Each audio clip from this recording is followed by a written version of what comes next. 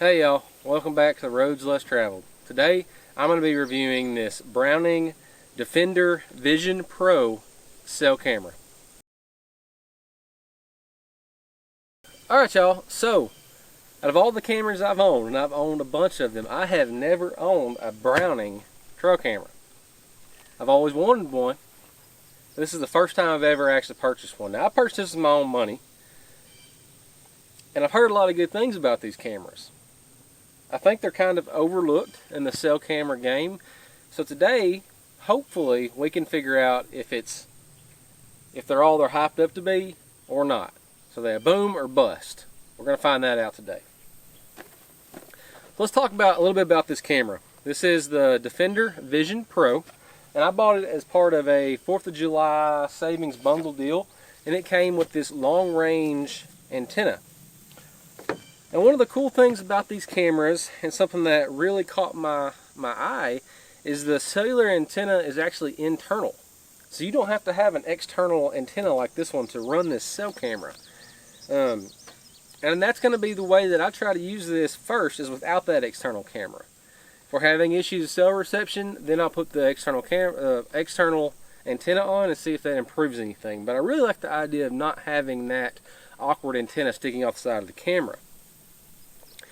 This camera is the Verizon version, and I chose that because the area that I plan on putting this tends to have better reception with the Verizon carrier.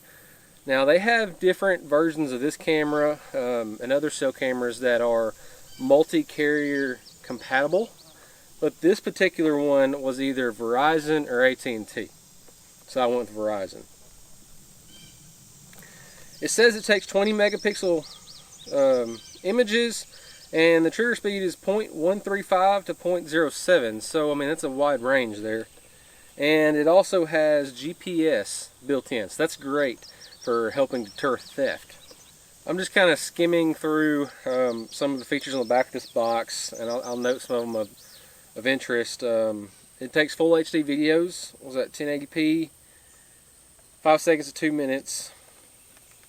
GPS tagged images. 8 AA batteries.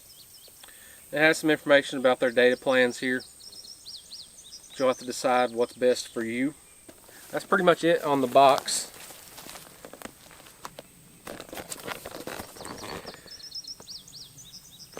Okay, so let's go ahead and get this thing opened up and see what's in here.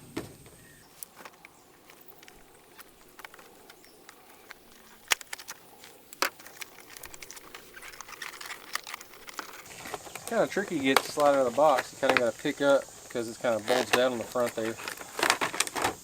Alright. So right off the bat, here's the camera. And just looking at the front of it, there's one thing that I really like, and that's the fact that it's camouflage and it's got kind of a texture to it. I really think that could help with camouflaging this thing. You know, anytime you can add a little texture to a camera is a great thing in my mind. It's actually got this little standoff bracket that mounts to the tree that's made out of metal. It's a little bit different. Seems like it's pretty high quality.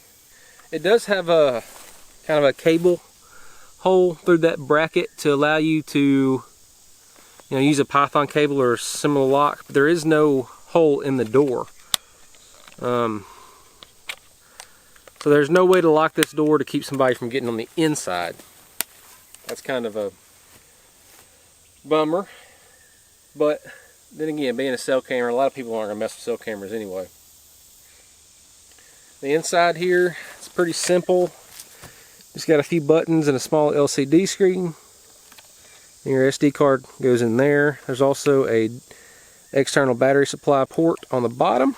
The battery eject button is in the front center. You can push that, and let me push it again. Kind of hung up there. You kind of got to pull it out hard, so it takes 8 AA batteries. On the top of the camera here, this is where you could optionally install that external antenna, and it's got this little silicone cover that pops over it, and it also has this little piece threaded in to that antenna port that you would screw out in order to screw that antenna on. We're going to leave that just how it is for now, because I'd like to try the camera without the external antenna. The only other things in this camera is you have a strap, which is actually pretty nice. That is metal. That is not plastic, like I think every other camera I own. So I'm pretty impressed by the quality of that buckle there. And finally, the instruction manual, which I'm gonna need to skim through. Because I've never used a Browning camera. I don't have their app. I've got to go out and install that. But first, I'm going to skim this manual, figure out how to do so, and then I'll jump back on here and show you what I've learned. Okay guys, so the first thing I did is I went on to the app store on my phone and I searched for the Browning Defender app. It's actually this Strikeforce wireless app here in the app store on iOS. So I'm going to say get and install that, and then we'll get into the app and get the camera set up. Okay, so the app downloaded pretty quickly, even though I'm on just cellular signal here. I've opened it up, and it's asking if I'd like it to send me notifications. I'll allow that. I do not have an account, so I'm going to set that up real quick. Okay, I've got signed up. Now we're on it takes you straight to the add camera screen to connect your first camera. So we're going to say connect camera. And we're going to say scan QR code. Will allow it to access our phone's camera. Let's find the QR code on this dude. It's right there on the inside door on the top. And it auto-populated everything for my camera name. I'm just going to name it Brown. I'm just going to name it Browning 1. Where did you purchase this camera? It doesn't matter. And we'll add that camera. Okay, great. You added a camera. Cameras need to be connected to a subscription to be active. Now then I'm going to pick a subscription. Looks like they have several. I'm not going to do unlimited right now. The Scout plan is 1,200 images at $9.99 per month.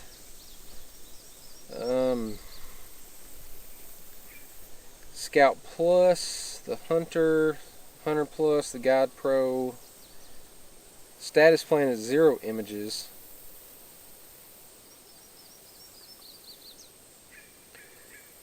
I think for now we're just going to go with the Scout plan. I may try to change that later.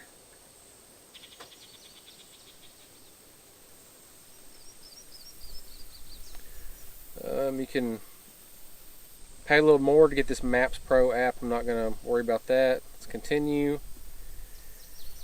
Now I need to check out.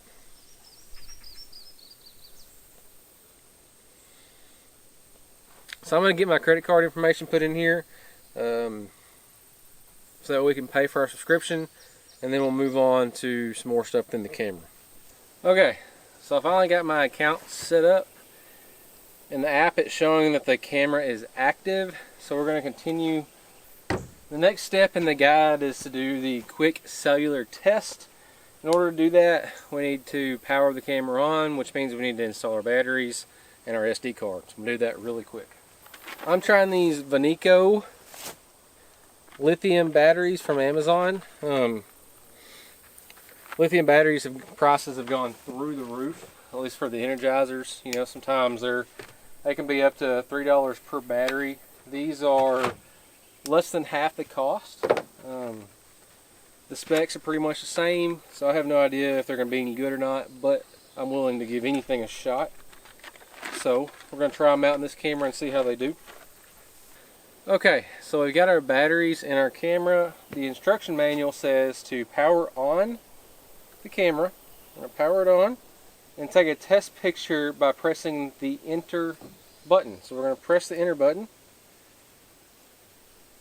Looks like it took one photo, and we can tell that by looking at the SD card meter on the camera. So that number 1 out of 9,999, that means it took one photo. So it's saying we need to go to the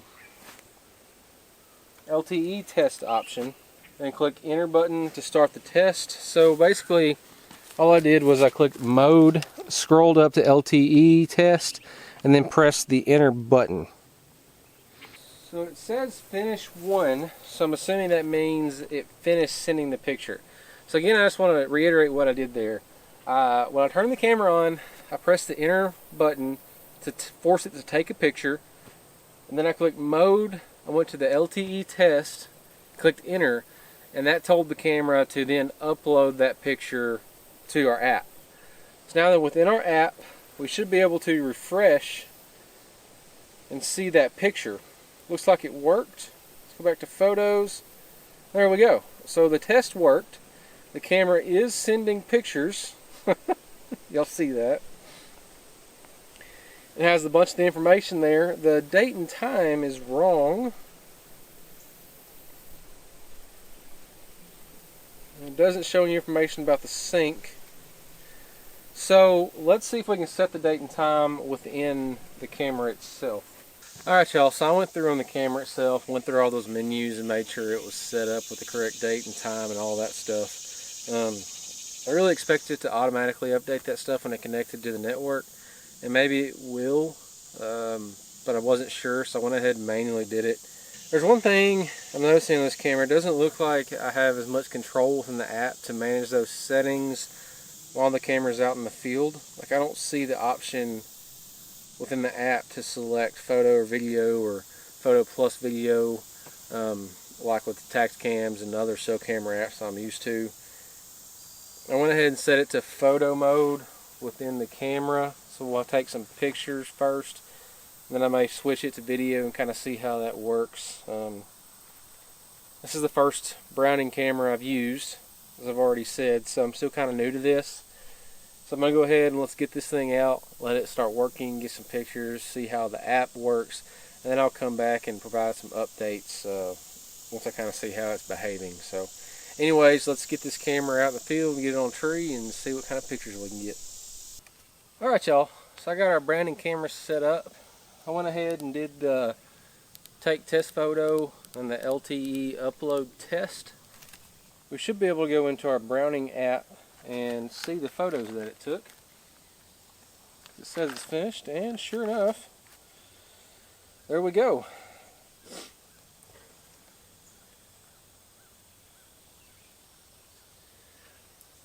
I'm going to do that one more time just because I didn't like the way it took the photos. So let's go back.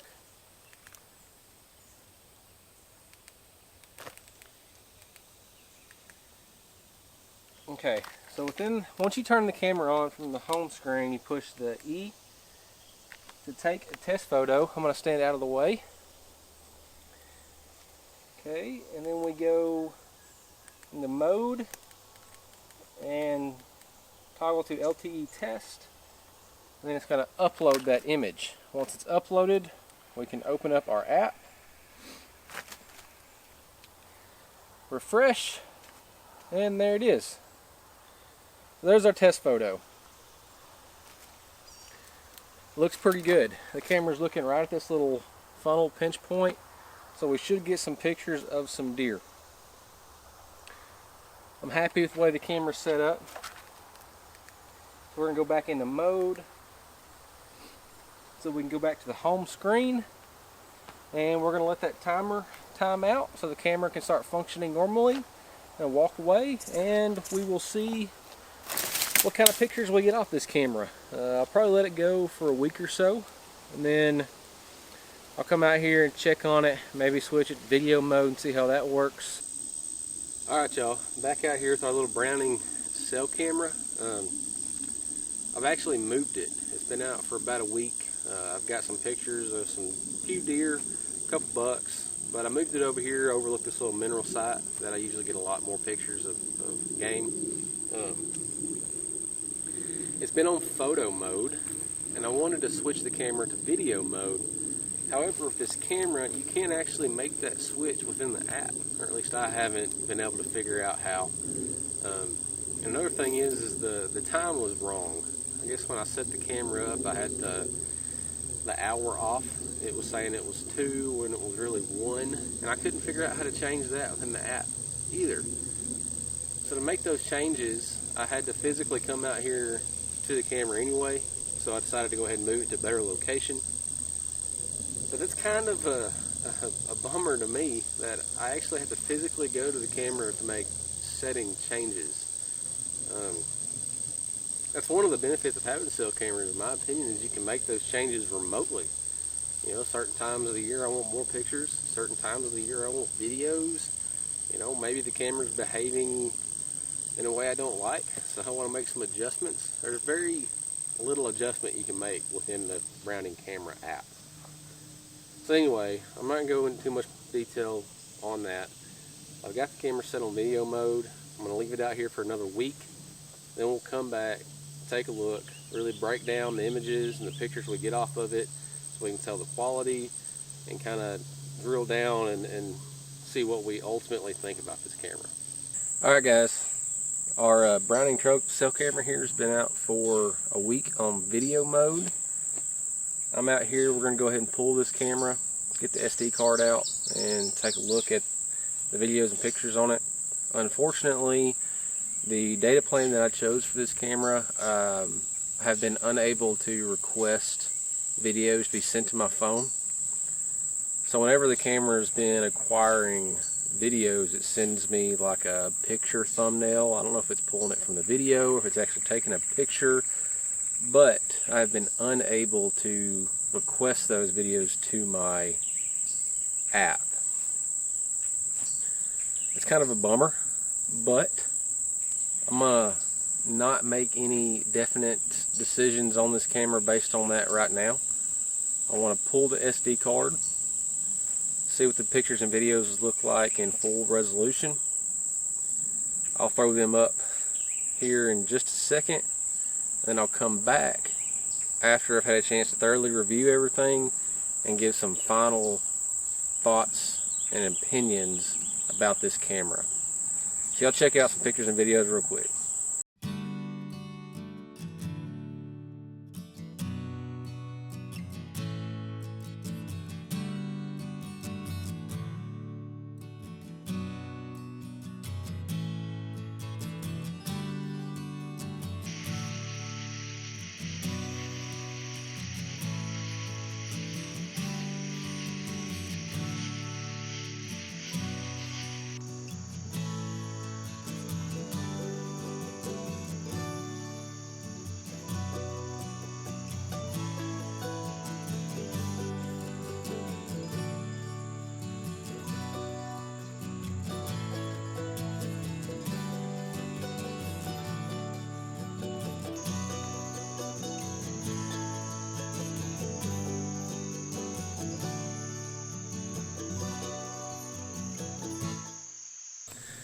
Well, there you have it. You've seen the setup procedure. You've seen the camera app in use. You've seen the pictures and videos off this camera. So what do you think? Well, I'll tell you what I think. I'm going to kind of break this down into some pros and cons. We'll start with the pros. So first off, I really like the fact that you can run this camera without an antenna. Those big antennas that hang off of it, they kind of get in the way, they tend to get broken. Critters tend to, bend them down out of the way, and then they don't work anymore, you quit getting pictures. So that's a pro. Another pro, this camera seems like it's got some really good trigger speed. I actually got a picture of some redbirds flying in front of the camera, which is pretty cool. I don't get a lot of pictures of small birds on a lot of my cameras, so that's a pro. The quality of the pictures and videos that are stored on the SD card are pretty good. I gotta admit, I'm pretty impressed. The audio is pretty good on the videos. In that one video of the fawn that's kind of hanging out with the bucks there, and her mama comes running up behind them, you can actually hear her mama making some deer vocalizations. It's kind of like a grunt sound. So that's pretty cool. Not a lot of cameras would capture that fine audio detail from that far away. So y'all, those are all the pros that I can really come up with this camera. Let's jump into some of the cons. The first con that I've got is I could not for the life of me figure out how to change camera settings from the app. You know, I can't change it from photo to video mode. I can't change the quality. I can't change the, you know, the length of video and those sort of things. Also had that issue with the date and time. I couldn't set that within the app, or at least I couldn't figure out how. I manually set it on the camera, thought I had it right. Came back out a second time when I moved it, and the hour was wrong, so I changed it. Came back out again when I pulled it out, the time was wrong again. I don't know if it's something to do with time zone. Maybe there's something I'm missing there, and if there is, then let me know below, as I'll gladly, you know, say, hey, I was wrong, because I could have been. You know, this camera's a little bit different from all the other ones I've used.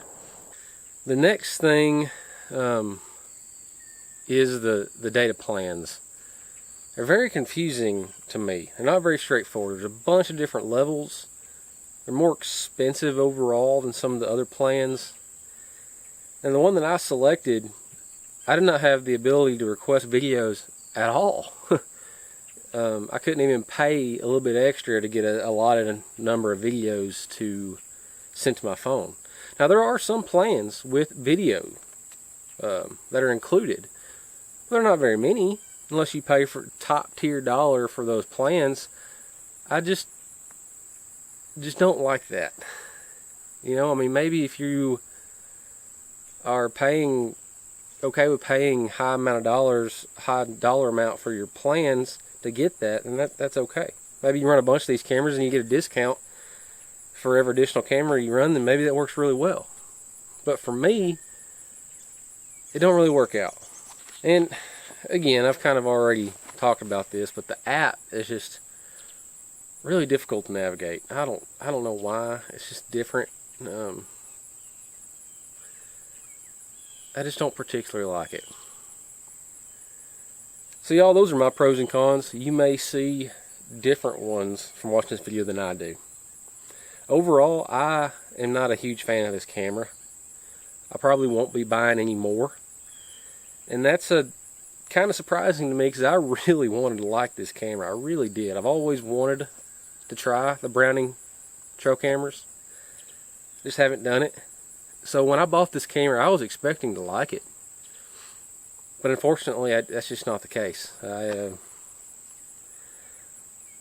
I have many other cameras that I would prefer over this one.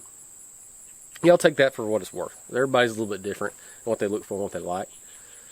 If you have a difference of opinion, let me know. If you've seen something I've missed, maybe I've misunderstood, let me know. But that's going to do it for this one, guys. I appreciate you taking the time to watch the video.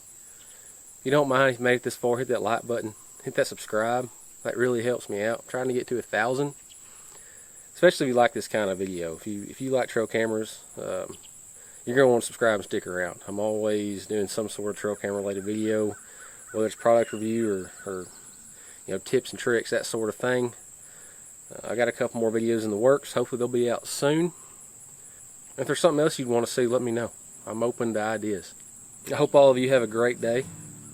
And most importantly, remember to take the roads less traveled.